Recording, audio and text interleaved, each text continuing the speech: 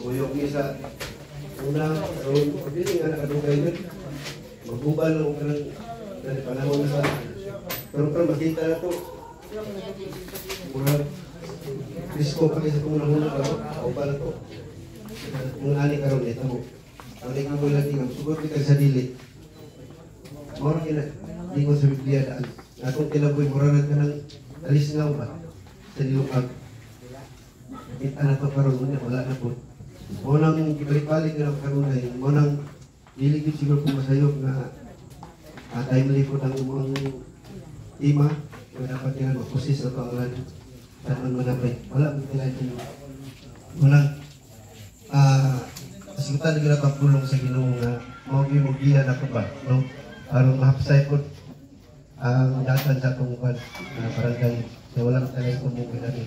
Munang dapat atong kabalandungan at kinabuhi ng kartong o bala to karon siya rin no? Tanaw ko din niya.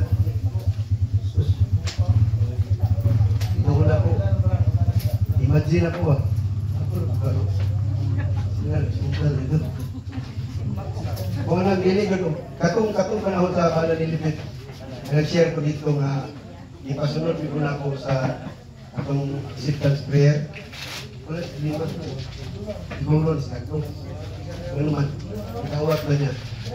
Ginoo manluluwas sa kinabuhi sa Ginoong Isus. Moro may importante. May importante na ako na magrelasyon sa Ginoo. Kasi sa kung sa basahon ni mo itong Bible, ang dato o kang sila saro. Sila saro, ikuha kita sa angel.